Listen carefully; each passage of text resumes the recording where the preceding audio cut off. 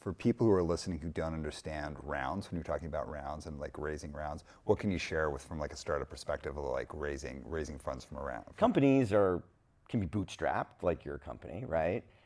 A lot of companies, especially in the last decade, have taken on outside money very early, right? And they've somehow, long before me, got ascribed like your first round's like a seed round, then it's like an A round, B round, C round, D round. When I was at One Championship, I was there for our D round and our E round, and at that point, the numbers start looking like you're raising $100 million, you're raising $150 million. I mean, it's crazy. During my time at One Championship, our CEO, when I was very much in the support role, he raised the money. He's one of the best fundraisers I've ever met in my life.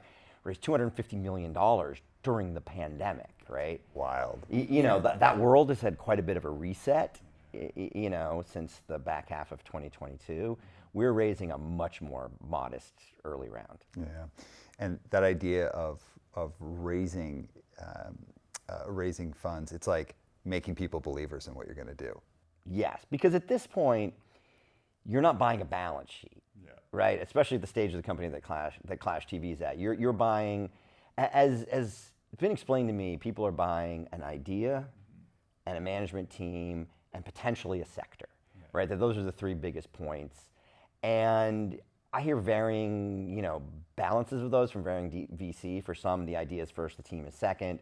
For others, the team is first, the idea is second. You know, there's been an old Silicon Valley thing. You don't want to, you know, invest in the fourth thing in a space, right? You want to invest in one of the first three things in a space. Though AI seems to be proving that differently. We're now, you know, investing 100 things deep in the space, or 200 things deep in the space. But, you know, they need to believe in our team, they need to believe in our idea, and they need to believe in our sector. And those are the dividing rods. And there's somewhat soft factors versus like a, you know, a data room full of P&L and cash flow. So when you're out and you're going through these rounds, how much are you leaning into the showmanship of growing up in the punk scene? I'm not sure I'm leaning into the showmanship of growing up in the punk scene. What I'm leaning into, and we talked about this when I was on before, I think part of the thread for me is disruption. Yeah. And I think I was a musical disruptor, and I've tried to be a business disruptor. And I'm leaning into the belief of disruption. And I'm leaning into, you know, this is another sort of typical thing. People want to hear about exits because investors want their money back, and they want their money back. So to be honest, what I'm leaning in most is part of the team that sold Motor Trend on Demand to Discovery for $275 million in 2017. Part of the team that took Live by Live public on NASDAQ in 2018 with a $40 million injection. I'm the board chair of taking Alpha Metaverse public on the CSE, you know, like, and part of the team, though Chachi was very much the lead on raising $250 million while I was at One, but this idea of like a proven track record of exits, like that's actually really the most powerful narrative you can give when you're raising money, because ultimately if the investor doesn't believe they can get their money back at a 10x multiple, they're not that excited about it. So going to the idea of a disruption, I'd agree. Like, I mean, when we talked about it last time, I was super captivated with what you're saying. But I'd also agree. It's like, yeah, you were part of like a real musical disruption, not just how music was played and written, but like how the business of music was done. What's disruptive about what you're doing now? What's disruptive about what we're doing now? Well, streaming is certainly not new. Live sports especially, was kind of the last bastion of the old media economy, right? So if you think about, cord cutting's gone on forever, right? You know, like streaming's gone on forever. But the first thing that people left linear television for was drama, then comedy specials, then reality. And sports was like the last thing keeping people in, right? And then sports started leaving. Right? Like the NFL is now on Amazon and Google, right? Like MLB is on Apple. And that it's like the last thing to leave linear television.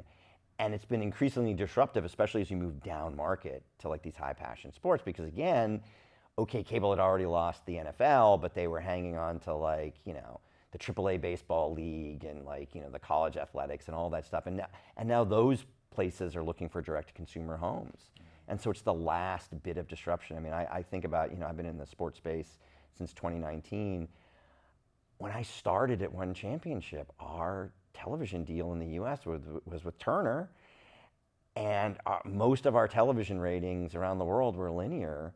And when I left the company, our US deal was with Amazon Prime. It's a very, very, very different model. Yeah. I know it's still, it sounds weird to say, but it's still relatively early days for like streaming. But we've already seen like streaming starting to lose tons of money and lose some ground. Is there a horizon where the next thing's going to pop up? I can't speak to the broad world of like premium streaming, right? I mean, I think streaming, like lots of other categories, leaned into a zero interest rate, growth is everything. You know, I don't think those executives are as stupid as people are calling them out for now. To a large degree, the markets are to blame. The markets rewarded them for growth over everything, right? The markets gave Netflix their valuation, shedding billions of dollars in cash because growth was everything.